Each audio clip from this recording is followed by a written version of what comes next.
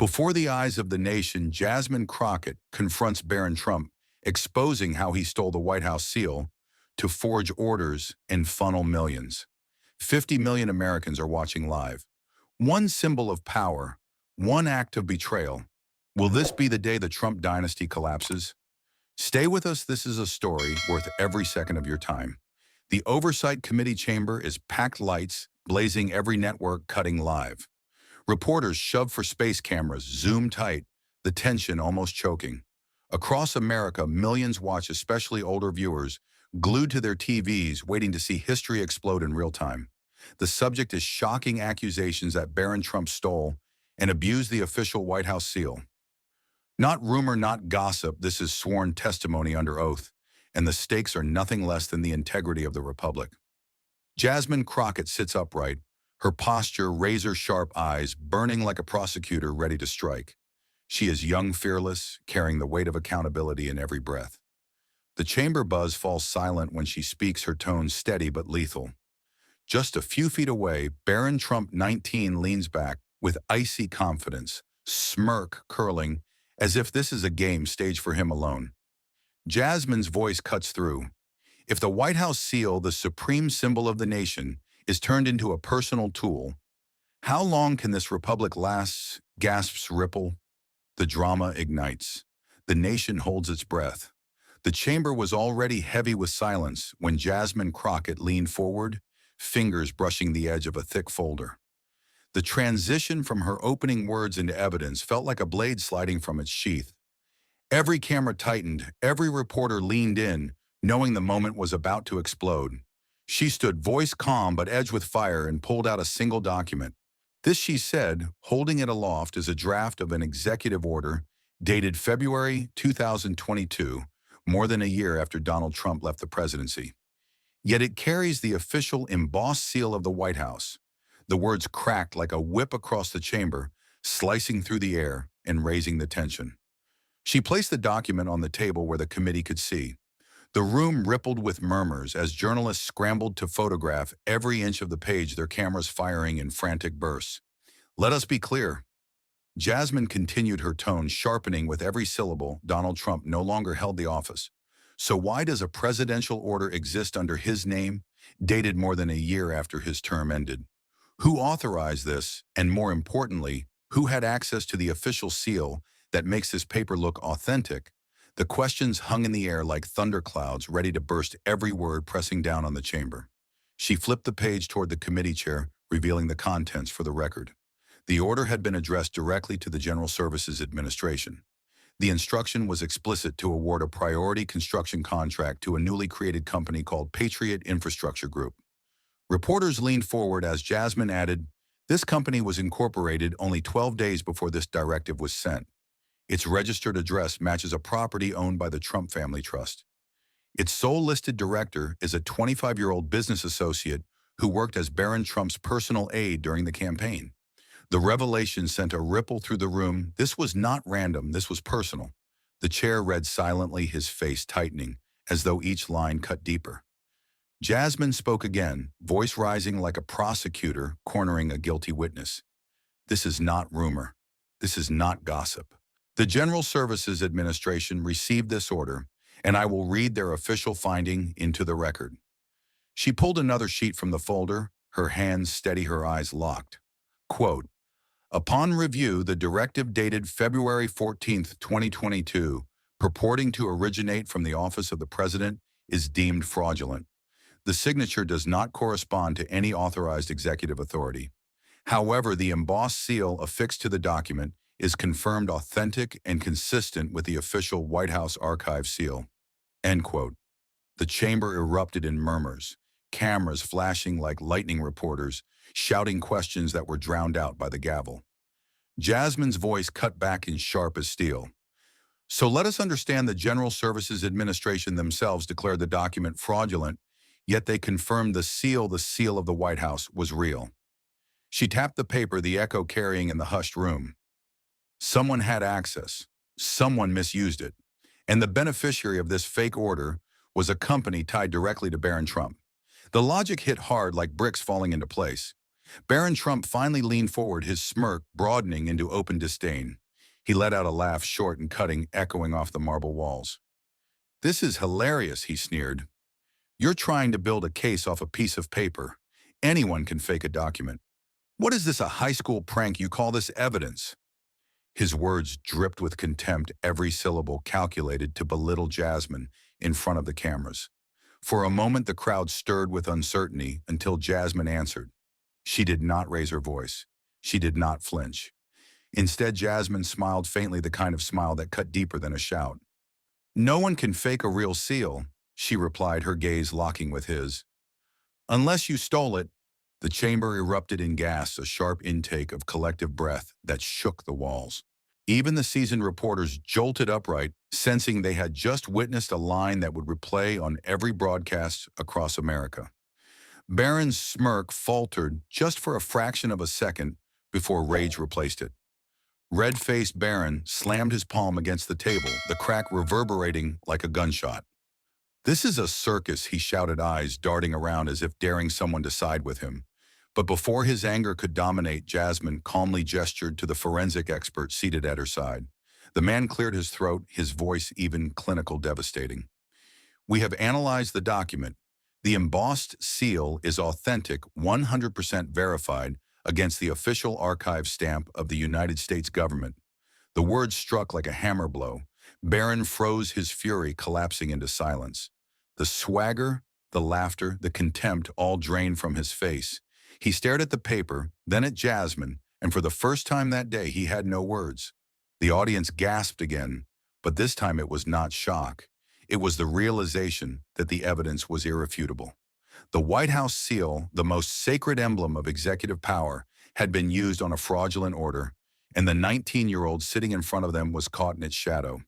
And with that, the first wave of the storm had crashed.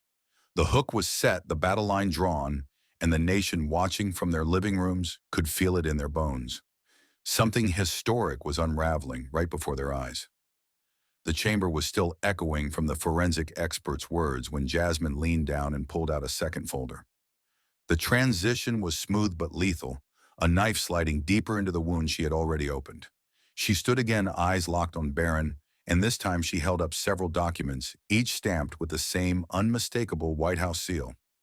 "These," she said, her voice carrying over the silence, "are executive papers bearing the signature Donald J. Trump. On their face they look presidential, but they are not." The tension ratcheted higher as she laid the documents across the table, cameras flashing with every movement. She took one in her hand and raised it for the entire chamber to see. "Let us be precise," she continued, tone sharpened like steel. "Donald Trump's term had ended. He could not have signed these. And yet these documents bear his name." She paused for impact, scanning the committee, then turned her eyes back to Barron. "The truth is simple. This is not Donald Trump's signature. It is his son's attempt to copy it." The words landed like a detonation, reporters snapping photos as if capturing history itself. A specialist seated at Jasmine's side adjusted his glasses and leaned into the microphone. "I am a handwriting examiner with 30 years of federal experience." He began, his voice calm and authoritative. "The signatures on these documents lack the decisive strokes and unique pen pressure consistent with Donald Trump's authentic hand. They show hesitation, shakiness, and repeated attempts to mimic style rather than confidence. These are imitations. They are not genuine." His words were surgical, cutting away every doubt. Jasmine did not stop there. She placed another sheet of evidence onto the projector screen. Metadata from the original electronic file tells its own story. The author of the document is identified clearly as B. Trump T21.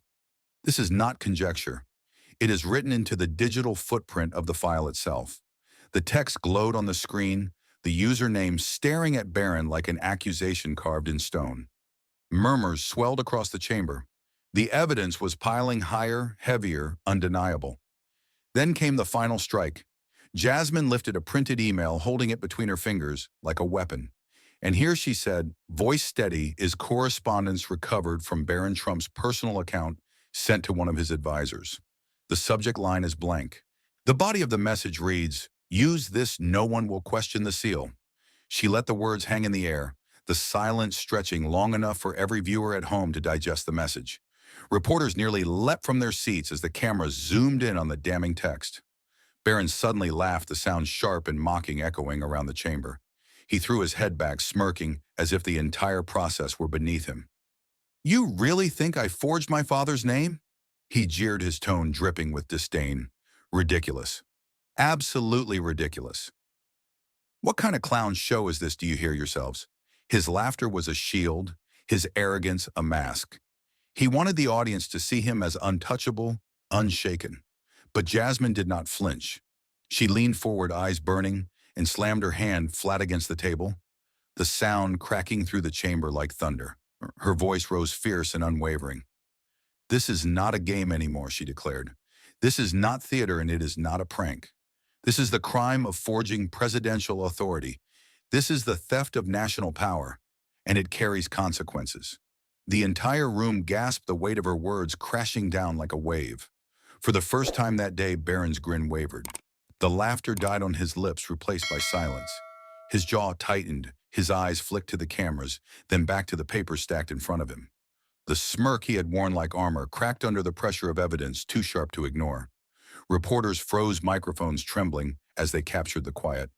The chamber no longer belonged to Barron Trump.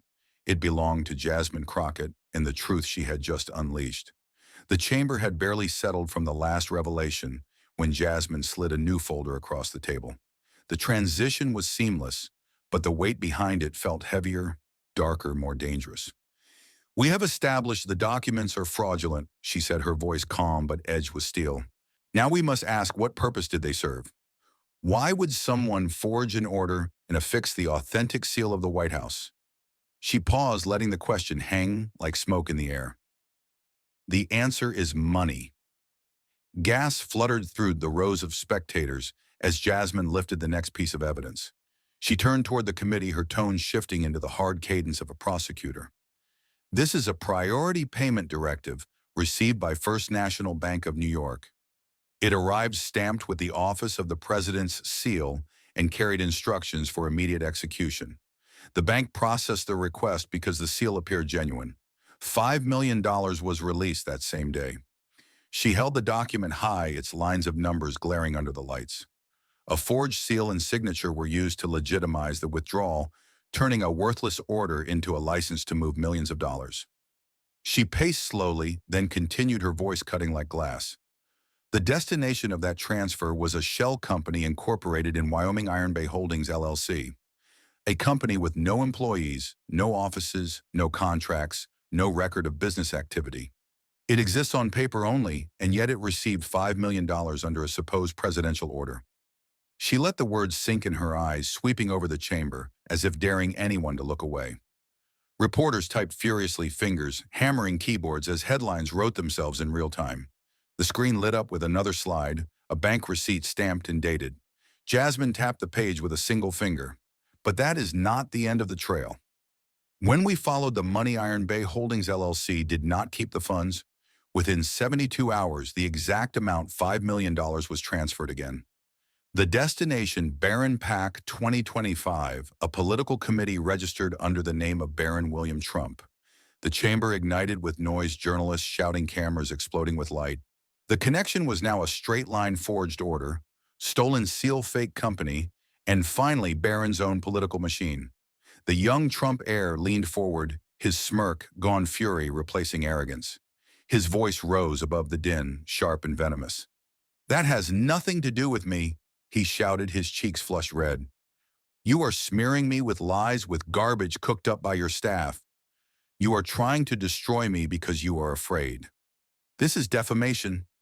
He slammed his hand on the table, the sound ringing like a gunshot through the marble chamber.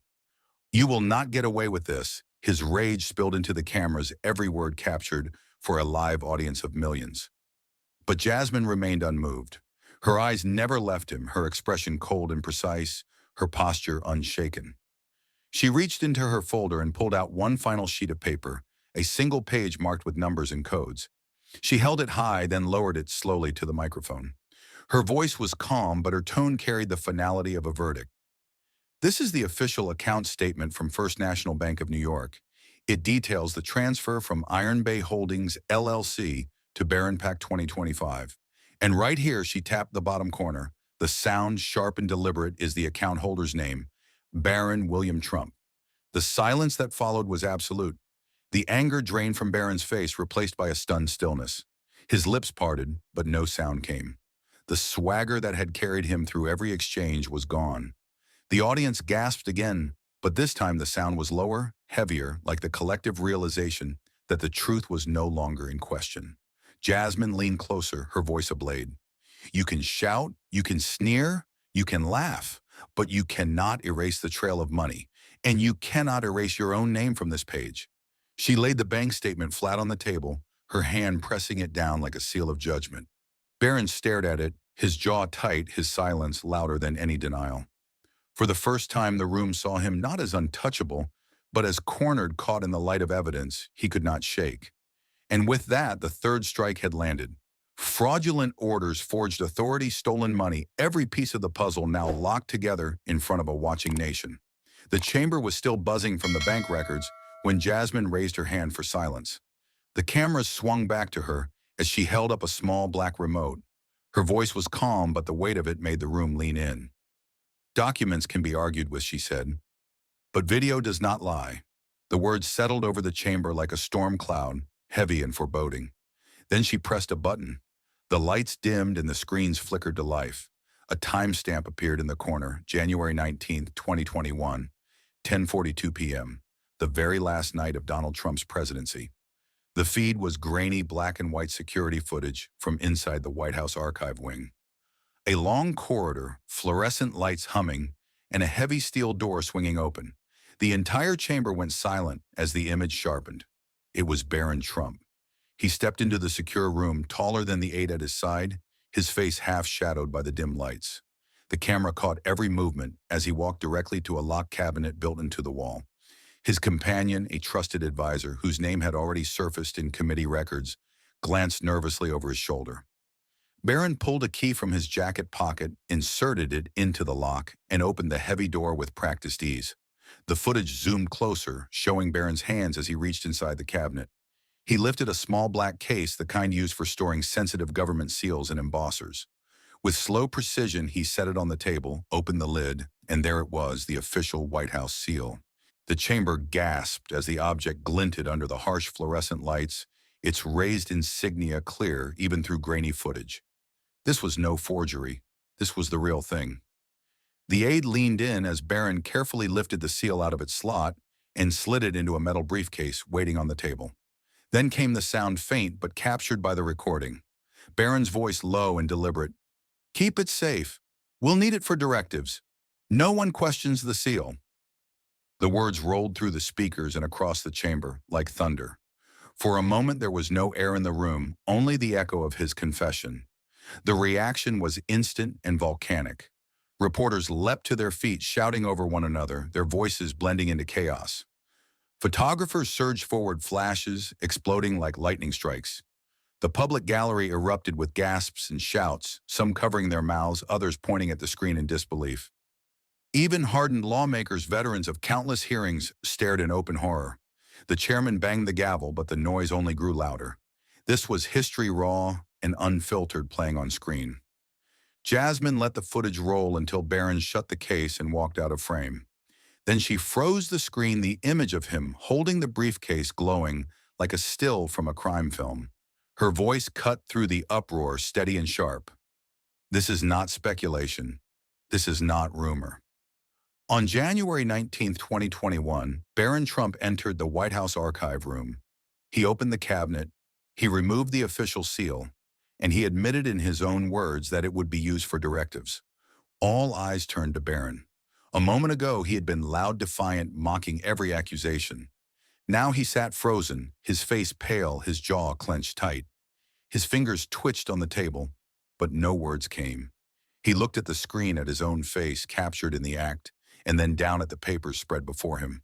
For the first time, there was no laughter, no smirk, no comeback, only silence. Jasmine turned toward him, her expression cold as stone. "You mocked the documents. You laughed at the signatures. You dismissed the money trail. But you cannot laugh at yourself on tape.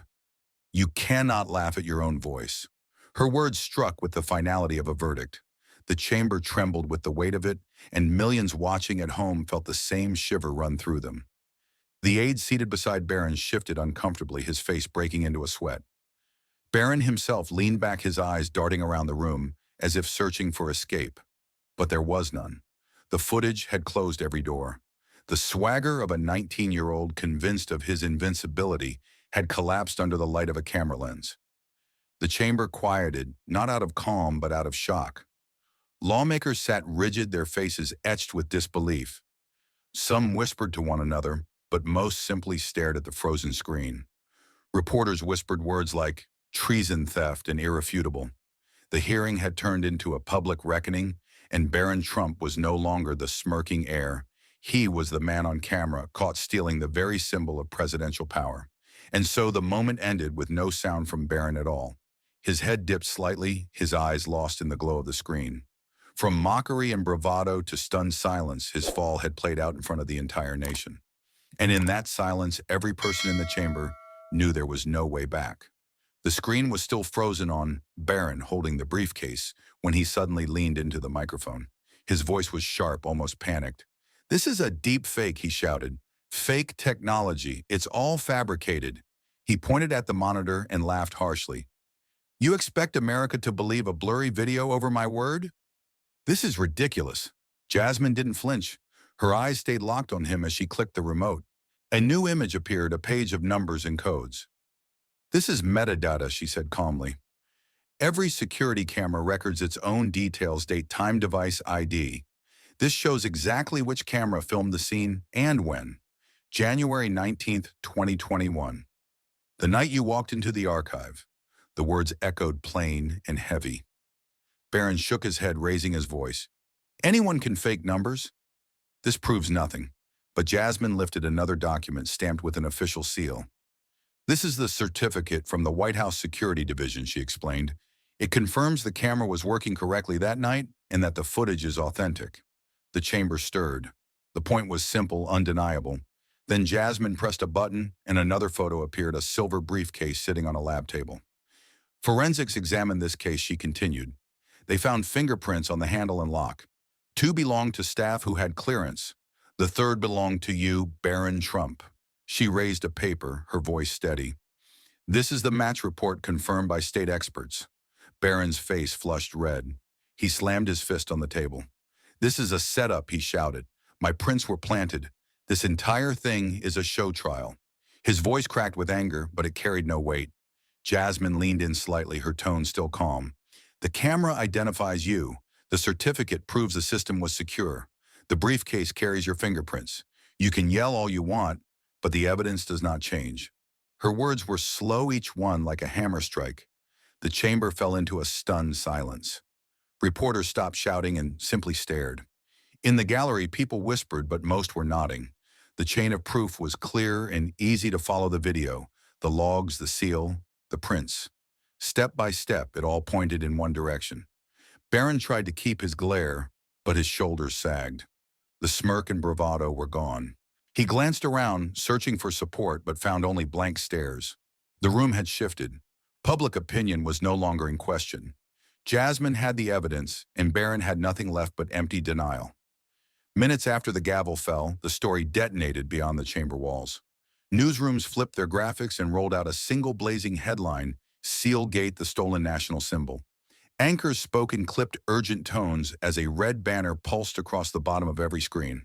Push alerts landed on phones by the millions, each repeating the same 4 words: "Sealgate, the stolen national symbol."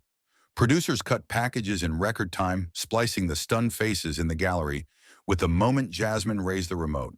By twilight, the phrase had swallowed the airwaves and swallowed the country with it. Every channel looped the same sequence: Barron entering the archive room, opening the cabinet, lifting the seal, and sliding it into the metal briefcase. The clip played forward, then in slow motion, then frozen on the briefcase, catch snapping shut. Time code sat in the corner like a judge, steady and unblinking. Hosts from morning news to prime time pointed at the date again and again: January 19, 2021, 10:42 at night. Editorials poured in while the footage rolled on a split screen the words warning that symbols are vows, not toys. No narration could soften what the camera showed. In living rooms across the country, older Americans leaned closer to their televisions' faces, lit by the cold glow. At diners and veterans of foreign wars halls, the sound was turned up and the room went quiet. Callers flooded talk radio with the same plain sentence. The seal is not a joke. It is the nation's soul. Church basements filled after evening service, and people replayed the clip on tablets propped between coffee cups. Grandparents told grandchildren to watch carefully to remember what a symbol means when a nation expects honor. Nobody argued over the pixels. They argued over the breach. Producers booked former archivists and former White House staff who spoke in simple terms about the weight of the object on screen. They explained custody logs, cabinet keys, and why the seal exists at all, to formalize authority, not to manufacture it. None of the language sounded partisan. It sounded like a civics lesson delivered with a fire alarm ringing in the corridor. Overnight polling began to reflect what the phone lines and town halls already showed: a decisive swing among viewers over 50 toward outrage. Focus groups repeated the same line from the tape until it felt carved in stone. No one questions the seal. The more the clip played, the more the room of the country settled on a verdict. At the same time, a second narrative formed around Jasmine Crockett. Clips replayed her steady expression when the chamber boiled, her voice, even when the evidence stacked high, her hands still, when the room demanded fury. Headlines called her the Guardian of the Republic, and the phrase stuck because it matched the images everyone had seen. Veterans groups issued statements praising her composure, and civic organizations urged patience and process, echoing her insistence that the record speak. When she stepped to a microphone outside the building and said, "No one stands above the law," the soundbite traveled faster than any slogan. By nightfall, the loop of the tape and the loop of her words had braided together the theft, the fury, and the figure who stood between the symbol and the abyss. Front pages followed by dawn, each printing the same banner over a full-frame still of the briefcase: Seal Gate, the stolen national symbol. Morning shows lined their desks with the seal's history and the chain of custody chart, explaining it like a town hall. Call-in lines jammed and the callers skewed, plain-spoken. One voice after another said, "We teach our grandkids to respect the flag, respect the seal." Clips of Jasmine standing firm rolled beside the loop of Barron, taking the case a contrast so blunt the audience did not need narration. By lunchtime, coffee shops, barber chairs, and pharmacy counters were all tuned to the same loop, and the same line kept rising over the noise guardian of the Republic. It was not a slogan from a campaign. It was a title the public gave her, and it spread because it felt earned everywhere. The fallout began before the committee chamber even emptied. By the next morning, the Speaker of the House announced that Congress would open a full investigation. The headline rolled across every network: "Congress launches Sealgate probe."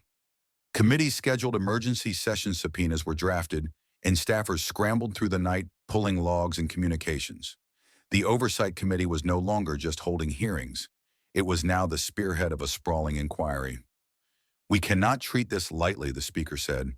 "The integrity of our government's most sacred symbols is at stake." The Department of Justice moved quickly to match the gravity of the scandal. Within 48 hours, the Attorney General's office confirmed that federal prosecutors were reviewing the evidence shown in the hearing. A task force specializing in government fraud and national security was assigned. At a packed press briefing, a Justice Department spokesperson declared, "The removal and use of the official White House seal raises serious criminal concerns. Our duty is to follow the evidence without fear or favor." Reporters shouted questions as the podium lights flared, but the message was clear: the Justice Department was inside the storm now. Cable channels filled their panels with constitutional lawyers and former prosecutors who spoke with clinical precision. They laid out the legal terrain for millions of viewers in plain words. "We are talking about 3 possible charges," one explained. "First, falsifying or forging federal documents. Second, abusing a protected national emblem, which is a unique category under the law. And third, financial fraud, given the link to bank transfers." Another lawyer leaned in, her tone sharp. "If proven, each carries heavy penalties." Together, they paint a picture of systematic corruption. The legal analysis cut through the speculation, grounding the scandal in statutes and maximum sentences. Political shockwaves rippled through the Republican Party almost instantly. Some lawmakers circled the wagons, rushing to defend Barron. "This is a witch hunt against the Trump family," one congressman thundered on the House floor. Another told reporters, "Teenagers make mistakes. This is not a crime, this is harassment." Their sound bites were replayed on conservative talk shows where hosts framed the scandal as another partisan attack designed to weaken a dynasty. But cracks appeared just as quickly. Prominent Republicans broke ranks, their voices stern and uncompromising. "The seal is not a toy," a senator said bluntly. "If a member of my party abused it, we must hold them accountable." Another added, "This is bigger than politics. This is about the republic itself." The split was undeniable, and every camera captured it. The divide widened as primaries loomed. Party strategists whispered about donors freezing contributions, worried about their names tied to Sealgate. One governor, long considered a Trump ally, told a local station, "I cannot defend this. America has symbols that stand above all of us." Meanwhile, Barron's defenders doubled down, insisting the footage was manipulated and the investigation was rigged. The clash spilled into public rallies where one crowd held signs reading "Hands off Barron," while another gathered across the street chanting, "No one steals the seal." The split screen of two Americas rolled on television again and again, each side louder, angrier, and more polarized by the hour. In living rooms across the country, the impact was deeper than party lines. Older Americans, already shaken by the video, saw the political circus as salt in the wound. "The seal is not just a stamp," one caller told a radio host. "It's the voice of the presidency. If you fake that, you fake the nation." Letters poured into newspapers from veterans, teachers, and retirees who repeated the same refrain: "The seal belongs to the people, not to any family or faction." Town halls turned heated, not about taxes or schools, but about the meaning of symbols that citizens had trusted for generations. The debate seeped into classrooms and workplaces too. History teachers played clips of the scandal and asked students to write essays on national integrity. Office break rooms saw workers gathered around TV screens, shaking their heads at the endless replay of the footage. "If you can't trust the seal," one man said in a clip caught by local news, "what else can't you trust?" It wasn't a partisan argument, it was a civic one, and it spread faster than any campaign ad could ever hope to. Networks filled their chyrons with phrases that carried weight: forgery of federal authority, abuse of national symbol, fraudulent transfers. Each phrase became a drumbeat hammered into the public consciousness until people repeated them in everyday conversation. Law professors gave interviews explaining how rare it was for the seal to be discussed outside archival circles, let alone in the context of criminal charges. "It is the physical embodiment of executive legitimacy," one said. "If that is corrupted, public trust takes a hit far beyond the courtroom." The warning rang out across newsrooms. The scandal was not just about Barron, it was about faith in the republic itself. The sense of national unease deepened when pollsters released new numbers. Trust in government symbols had dropped sharply, especially among older voters who had once taken them for granted. One pollster explained on air, "When you see someone casually remove the seal and use it for personal gain, it shakes your sense that there are boundaries nobody dares cross. That trust is not easily restored." The words landed like another hammer blow, heavier than partisan bickering or courtroom strategy. Commentators began calling Sealgate a crisis of identity. "This is about what Americans believe holds the country together," one anchor said. Editorials warned that if the symbol of the presidency could be stolen, faked, or sold, then nothing was safe from corrosion. Every headline carried the same theme: betrayal of a symbol equals betrayal of a people. It was more than a scandal. It was a wound on the national conscience. Through it all, Jasmine Crockett remained at the center, her name trending alongside Sealgate day after day. Clips of her cross-examining Barron, holding the documents, and revealing the video played on loop. "She stood for the seal," commentators said. "She stood for the republic." While politicians shouted and lawyers parsed the law, the public latched onto a simple story. One woman faced a stolen symbol with steady hands, and in that steadiness, people saw a defender of their democracy. By the end of the week, America was not simply divided, it was shaken. Congress had launched an investigation, the Justice Department was pursuing charges, lawyers had spelled out the crimes, and a party was fracturing before the nation's eyes. But the deeper story was harder to measure. Around kitchen tables and in church pews and offices and in schools, people kept asking the same question. If even the seal can be stolen, what can we trust now? And with that question, the country realized Sealgate was no longer just about Barron Trump.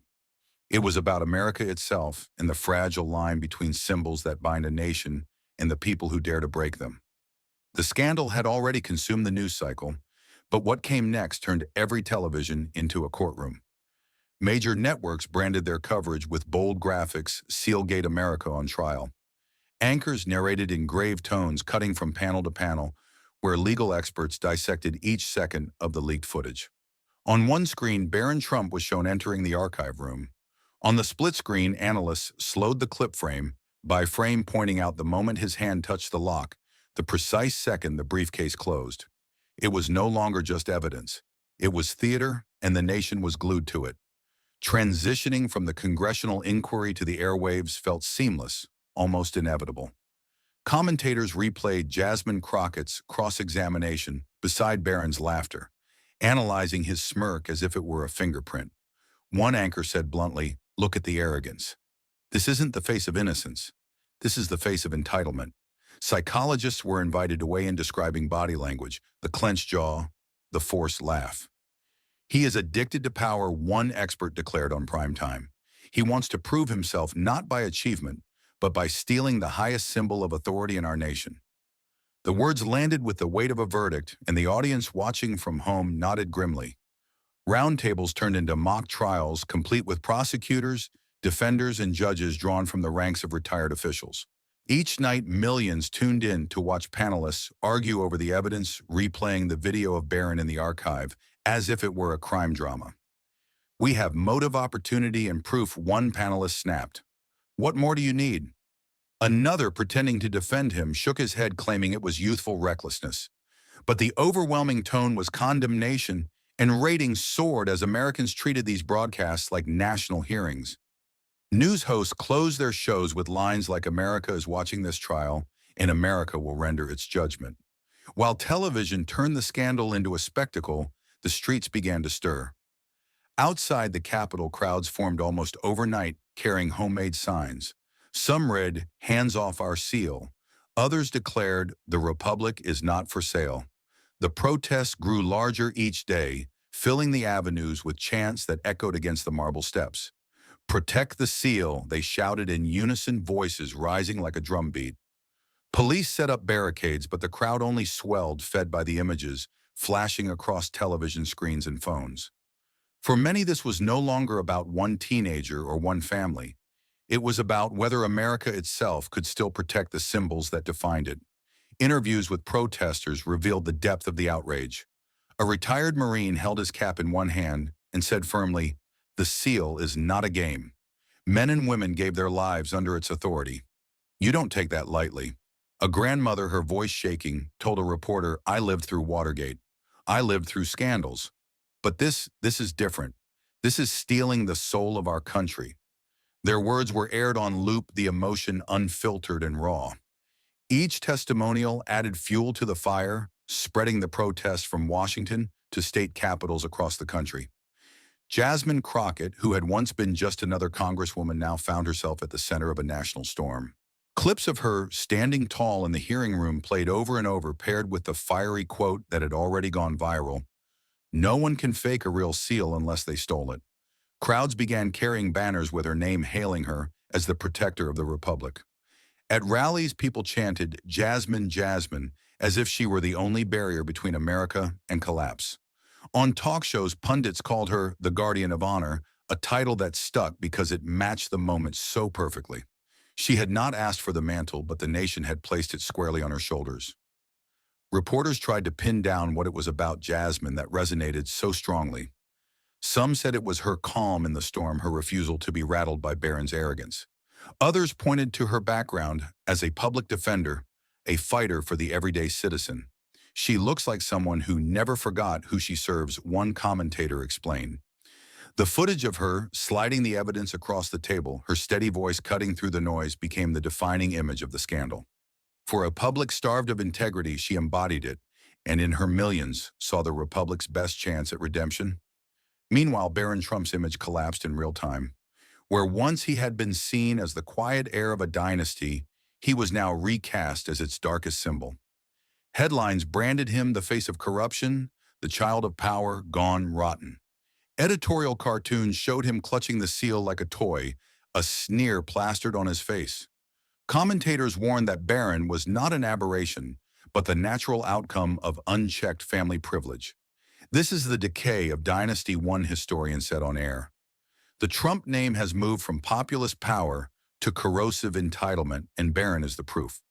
The lines spread like wildfire shared across platforms until it felt like the nation itself had spoken. The contrast between Jasmine and Barron played endlessly on television. Clips of her calm dignity were spliced beside his laughter, his red face shouting his denial.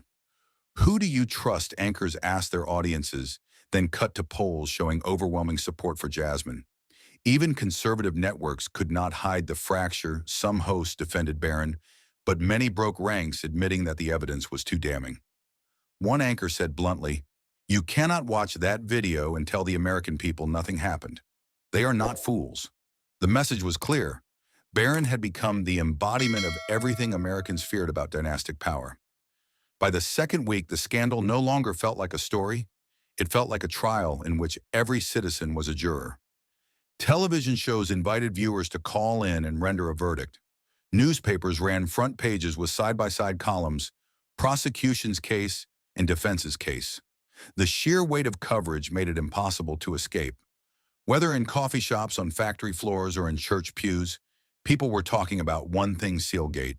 And every conversation circled back to the same conclusion. Jasmine stood for America. Barron stood for decay. As the days wore on, the pressure only built. The protests outside the Capitol turned into nightly vigils, candles flickering in the winter cold as people sang patriotic hymns. TV cameras broadcast the images nationwide, transforming them into a ritual of collective defiance. Veterans stood side by side with students, parents with children, Republicans with Democrats. It was the rarest of moments in modern America, outrage so pure that it blurred political lines. "We may disagree on everything else," one man told a reporter, "but we agree on this. The seal belongs to us." The image of Barron, once carefully protected by the Trump brand, was now permanently reshaped. To millions, he was no longer just a reckless teenager, but the symbol of a dynasty that believed it owned the republic. Editorial boards declared him the poster child of corruption. Protest chants twisted his name into a warning: Barron means decay. His every denial was replayed with mocking commentary, his laughter shown as proof of arrogance. In the space of days, his reputation collapsed into something irredeemable. And through it all, Jasmine's star only rose higher. She did not grandstand, she did not shout. She let the evidence and the outrage speak for themselves. But her presence, steady, fierce, and incorruptible, made her the unlikely hero of a nation desperate for someone to believe in. She protected the seal. One headline read, "She protected us." It was not just praise, it was a verdict. The streets still hummed with chants and candlelight when the hearing room settled into its final quiet. Cameras reset their focus, microphones tilted forward, and the last murmurs slipped into the carpet. The doors clicked shut, sealing the echo of a country that had turned its attention to one room, one table, one flag. A stillness spread that felt less like calm and more like the held breath before a verdict. Outside, sirens faded to a distant hiss, and inside the air tightened, ready for truth. Barron stood, then faltered and sank back into his chair, as if the cushion had become stone. His shoulders curved inward, a shield that failed to hide the tremor in his hands. Across from him, the American flag rose from its brass stand, the fabric motionless, its stars bright under the chamber lights. He looked up, blinked, and then lowered his gaze again, as though the stripes were a weight he could not carry. The cameras found the angle, the boy, in the banner guilt, in the symbol that outlasts it. The chair's gavel did not strike. It did not need to. The silence said more than wood could say. Barron pushed the chair back with a scrape and turned to face the flag fully, as if the room had issued a simple order, and he had no choice but to obey. His chin dipped, his eyes fixed on the blue field. The lenses gathered the moment the way history gathers a scar. For a heartbeat, nothing moved, and the country saw what humility looks like when pride breaks. A gust from the air vents stirred only the edges of the bunting along the balcony. Reporters who had shouted all day stood with their pens still and their mouths closed.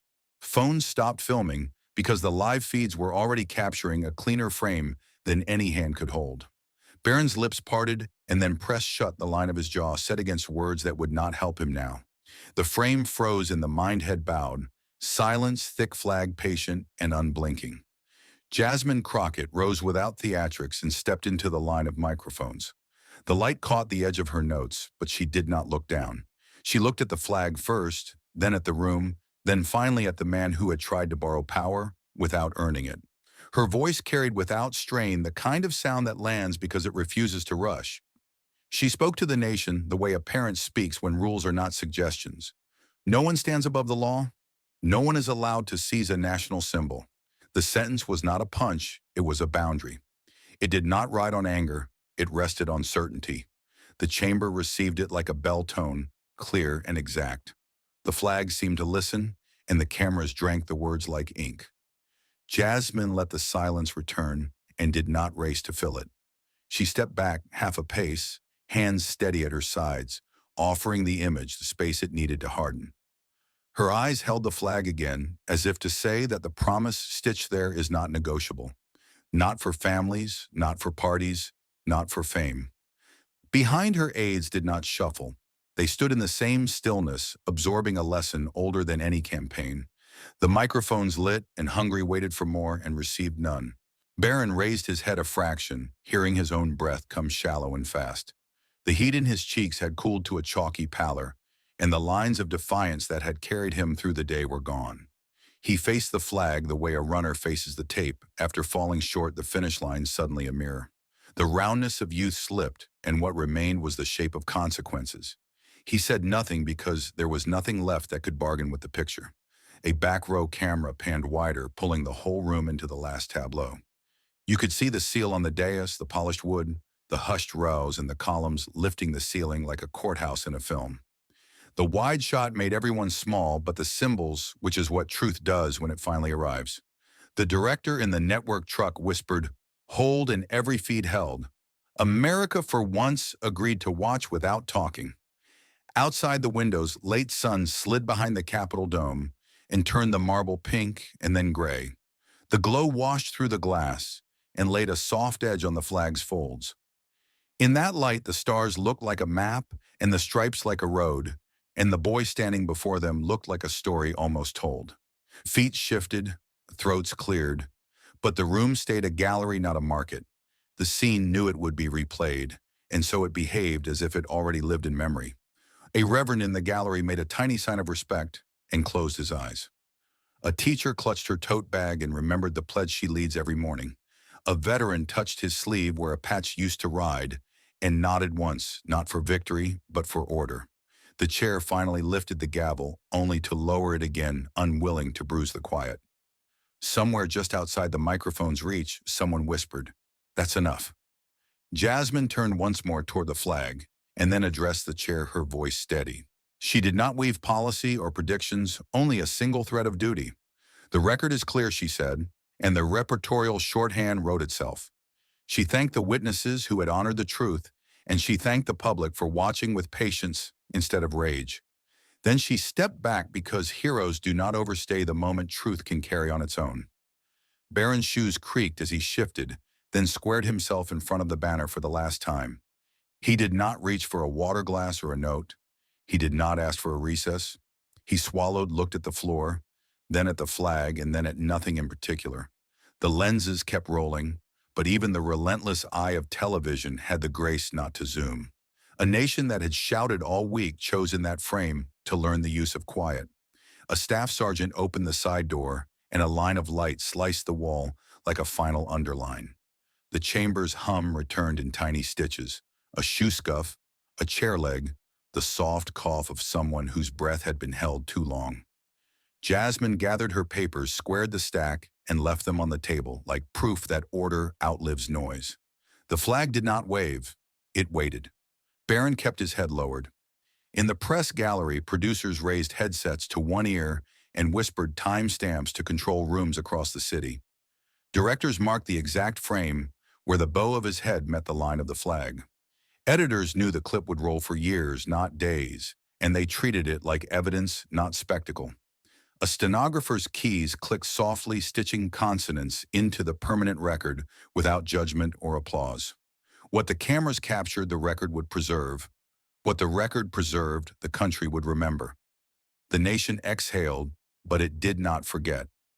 Jasmine's fingers rested lightly on the table edge, and you could see she did not grip, she guided.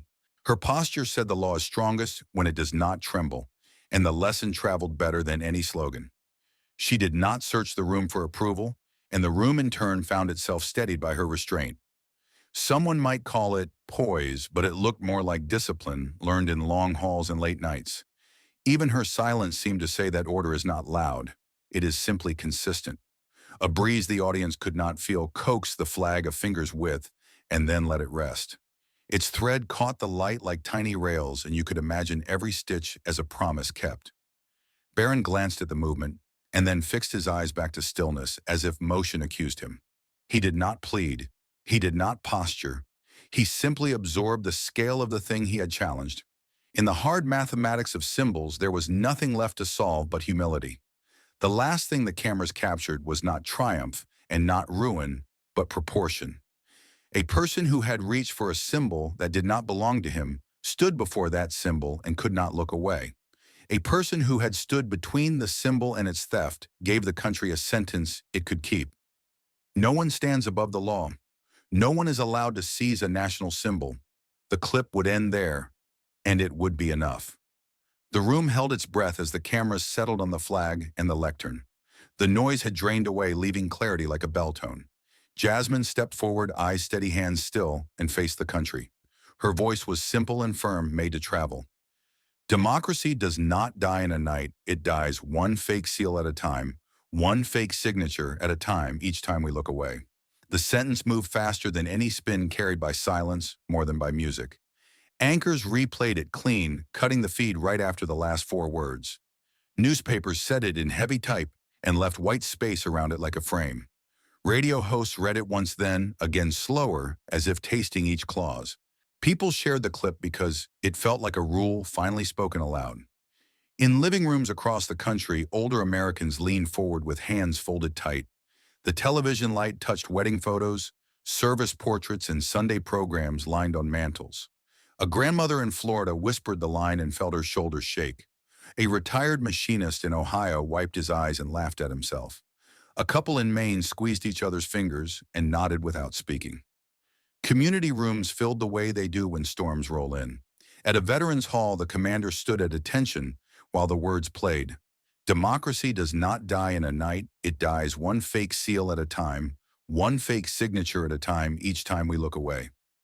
Heads bowed without instruction, an old habit returning on cue. In a church basement, the pastor paused the food line so everyone could listen. The line did not accuse. It warned, and that is why it stuck. It asked for watchfulness, not applause, and that request felt honest. People spoke less about scandal and more about small neglects that grow. They named the moments they had shrugged because outrage was tiring and detail was heavy. The sentence pressed against that habit like a steady hand on the shoulder. Cable panels stopped shouting long enough to let the quiet breathe. A legal analyst stared at the lens and said, "Play that for your grandkids." A historian tapped a pocket constitution like a metronome. Local news trimmed weather to run the clip one more time. Town meetings and school assemblies opened with the sentence, "The way events start with a pledge." In a Kansas farmhouse, a widower watched with captions on and the sound low. His wife kept the flag folded in a triangle on the mantel. He read the line twice, and then a third time, mouthing each word. "We looked away too much," he said to the empty room. He stood straight into frame and sat again with his hands open. Across a Nevada diner, a retired teacher met 3 former students in a booth. She played the clip and had them repeat the sentence one clause at a time. They did not talk about parties. They talked about standards. One asked if looking away could ever be kindness. She said kindness without courage is only delay. Talk radio callers began arguing with themselves instead of each other. A farmer confessed he shrugged at small abuses because he was too tired. A nurse said she stopped reading details because the details hurt. The host thanked them and played the sentence again without comment. The pause felt like someone holding a door open for choice. Print shops stayed open to set the line on clean poster board. Volunteers taped it to church doors, school boards, and American Legion windows. It appeared above Little League schedules and below lost dog notices. In a Vermont quilting circle, grandmothers stitched the sentence into a banner with star borders. They planned to hang it in town hall beside the flag. On the evening news, an anchor set her script down and spoke plainly. "You have heard shouting all week," she said. "Tonight the loudest thing is one quiet sentence." She read it again and left 5 seconds of silence that rang like a bell. Other anchors copied the pause, and the pause became part of the message. In a Pennsylvania nursing home, recliners lined like pews faced a glowing screen. A man in a Navy cap wept and did not hide it.